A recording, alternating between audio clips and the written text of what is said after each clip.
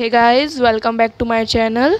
सो ये वाक्य भेद की सेकेंड वाली वीडियो है। इसमें हम अर्थ के आधार पर वाक्य के भेद देखेंगे। ठीक है, तो अगर आपने पहले वाली वीडियो नहीं देखी है तो देख लीजिए, और अगर वीडियो अच्छी लगे तो लाइक कर दीजिएगा और हमारे चैनल को सब्सक्राइब कर दीजिएगा। ठीक है, चलिए वीडियो शुरू करते हैं। आज हम क्या पढ़ेंगे? अर्थ के अनुसार वाक्य के भेद। अर्थ के आधार पर वाक्य के भेद कितने होते हैं? पहले मैंने रचना के आधार पर वाक्य के भेद बताए थे। अब मैं दूसरा अर्थ के आधार पर वाक्यों के भेद बताते हैं। अर्थ के आधार पर वाक्यों के कितने भेद होते हैं? 8 भेद होते हैं। और रचना के अनुसार वाक्य के कितने भेद होते हैं? 3 भेद होते हैं। तो रचना के आधार पर साधारण वाक्य, मिश्र वाक्य और संयुक्त वाक्य। और अर्थ के आधार पर वाक्यों के 8 भेद होते हैं। पहला कौन सा है इसमें? विधानवाचक वाक्य। जिन वाक्यों में, अब विधानवाचक वाक्य की परिभाषा देखिए, जिन वाक्यों से किसी क्रिया के करने या होने की सामान्य सूचना मिलती है। क्रिया मतलब करने वाला, जो काम करता है उसको क्रिया कहते हैं। जिन वाक्यों में किसी क्रिया के करने या होने की सामान्य सूचना मिलती है उन्हें विधानवाचक वाक्य कहते हैं। जैसे अशोक राजनगर में रहता है, तो इसमें अशोक कहाँ रहता है? राजनगर में रहता है। तो इसमें क्या है? क्रिया के करने या होने की सूचना मिली कि अशोक कहाँ रहता है? राजनगर में रहता है। मतलब कहीं ना कहीं रहता है, तो राजनगर में रहता है, तो यहाँ पर कोई कार्य हो रहा है। तो इसलिए ये कौन सा वाचक है? विधानवाचक वाक्य हो गया। मतलब किसी क्रिया या करने या होने की समान सूचना मिलती, उन्हें विधानवाचक वाक्य कहते हैं।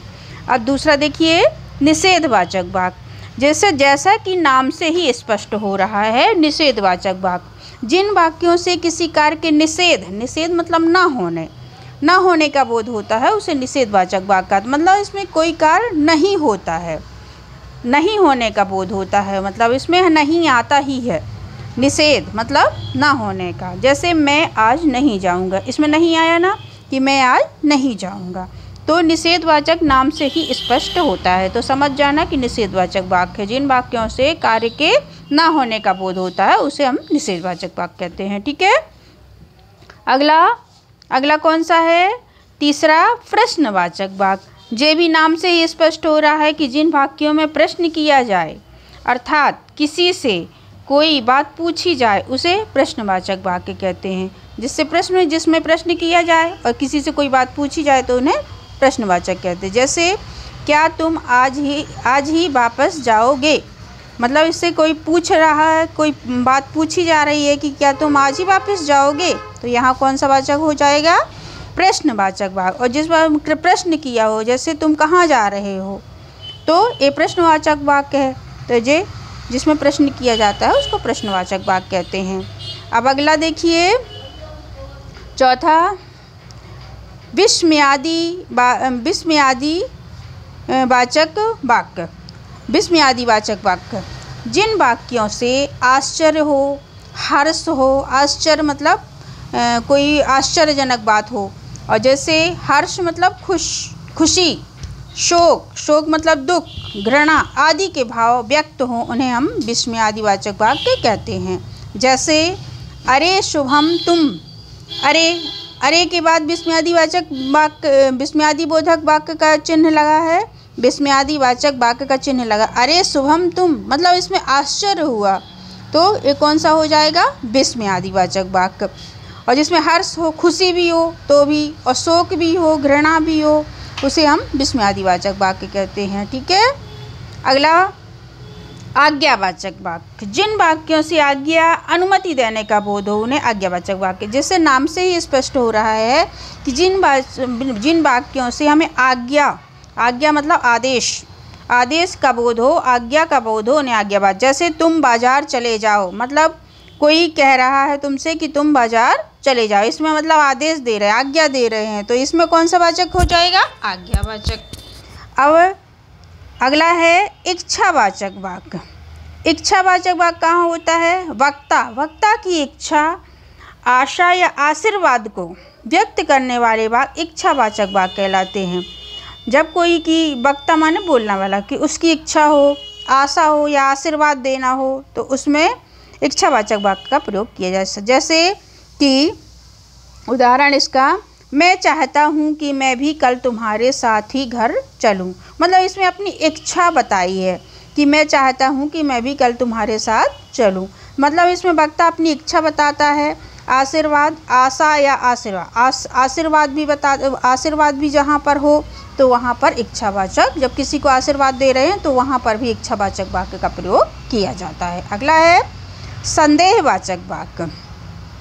संदेहवाचक वाक्य, जैसा कि नाम से ही स्पष्ट हो रहा है कि जिन वाक्यों में कार्य के होने में संदेह अथवा संभावना का बोध हो उन्हें संदेहवाचक वाक्य कहते हैं। मतलब हमको संदेह हो रही है, संदेह हो रहा है। जैसे कि शायद मैं देर से लौटूं, मतलब इसमें संदेह है। शायद लगा हुआ है, मतलब संदेह है, कन्फर्म नहीं है कि शायद मैं देर से लौटूं। यहाँ पर संदेह हो रहा है। जब मतलब बात कन्फर्म ना हो तो वहाँ संदेह हो, वहाँ पर हम कौन सा वाक्य हो जाएगा? संदेहवाचक वाक्य। अब अगला है 8वां संकेतवाचक वाक्य। अब संकेतवाचक वाक्य देखिए, जिन वाक्यों में एक क्रिया से दूसरी क्रिया पर निर्भर होने का बोध हो उन्हें संकेतवाचक कहते हैं। इन्हें हेतुवाचक वाक्य भी कहते हैं। इसमें कारण, शर्त आदि का बोध होता है। जैसे एक क्रिया मतलब दूसरी क्रिया पर निर्भर रहती है, मतलब दो क्रिया रहती हैं और दोनों एक दूसरे पर निर्भर रहती हैं, वहाँ पर संकेतवाचक वाक्य कहते हैं। जैसे अगर तुम मेरे साथ रहोगे तो मुझे सुविधा होगी। मतलब इसमें दो वाक्य हैं कि अगर तुम मेरे साथ रहोगे तो मुझे सुविधा, मतलब दोनों एक दूसरे से क्या है? निर्भर है एक दूसरे के ऊपर कि अगर तुम मेरे साथ रहोगे तो मुझे सुविधा होगी। मतलब एक दूसरे पर दोनों क्रिया जब निर्भर होती हैं वहाँ संकेतवाचक वाक्य कहते हैं। ठीक है। अब देखिए, अब अर्थ के अनुसार वाक्यों के कितने प्रकार होते हैं। जैसे अभी कि मैंने पहले ही बता दिया है पूरा, अब एक बार और फिर से रिपीट कर रही हूँ। मतलब सिर्फ इसका उदाहरण भर बता रही हूँ, परिभाषा तो मैंने पहले ही बता दी, अब उदाहरण बता रही हूँ सिर्फ, जिससे आपको एक बार और बता देती हूँ तो आपको कन्फर्म हो जाए, याद हो जाए। जैसे विधिवाचक वाक्य, पहला विधिवाचक वाक्य, तो मधु मेरे घर आई, इसका उदाहरण है। निषेधवाचक देखो, निषेधवाचक मैंने बताया था कि उसमें नहीं का होता है, नहीं रहता है तो निषेधवाचक होता है। आप ये देख लीजिए कि इसमें जिसमें नहीं है तो मतलब निषेधवाचक वाक्य है। मधु मेरे घर नहीं आई, निषेधवाचक हो गया। आज्ञा, मधु मेरे घर आए और मिले, इसमें आज्ञा दी है तो आज्ञावाचक हो गया। प्रश्नवाचक, क्या मधु आई थी, तो इसमें प्रश्न दिया है, प्रश्न हो रहा है। विस्मयादिबोधक, हाय मधु आए तो कितना अच्छा, मतलब इसमें आश्चर्य हो, शोक हो, जहाँ हर्ष हो वहाँ पर विस्मयादिबोधक वाक्य होता है। इच्छाबोधक, अच्छा हो कि मधु मेरे घर आए, मतलब इसमें अपनी इच्छा बताई है। संदेह सूचक, मधु जरूर मेरे घर आई होगी, मतलब इसमें संदेह का होता है, संदेह रहता है तो इसमें संदेह सूचक वाक्य हो जाता है। और संकेतार्थक, यदि मधु जानती तो जरूर मेरे घर आती, एक दूसरे पर दोनों क्रिया निर्भर रहती है, वहाँ संकेतवाचक वाक्य होता है। अगला है, पहले हमने रचना के अनुसार उसके वाक्य के भेद पढ़े थे, फिर दूसरे अर्थ के अनुसार वाक्य के भेद, अब तीसरा है क्रिया के अनुसार वाक्यों के भेद। अब इसमें तीसरा है कर्तुवाचक, कर्तु प्रधान, पहला है कर्तु प्रधान, दूसरा है कर्म प्रधान और तीसरा है भाव प्रधान। कर्तु प्रधान मतलब इसमें कर्ता प्रधान होता है। कर्तु प्रधान वाक्य किसे कहते हैं? इसमें कर्ता मतलब जो करने वाला होता है उसमें प्रधान होता है। और कर्म दूसरा का है कर्म प्रधान, इसमें कर्म प्रधान रहता है। और तीसरे में भाव प्रधान, इसमें जो भाव अपने भाव रहते हैं वो प्रधान रहते हैं। ठीक है। अब इसका डिटेल में फिर इस बाद की वीडियो में बताऊंगी। ठीक है गाइज, अगर आपको वीडियो अच्छी लगी हो तो लाइक कर दीजिएगा, शेयर कर दीजिएगा और हमारे चैनल को सब्सक्राइब कर दीजिएगा। ठीक है, थैंक यू।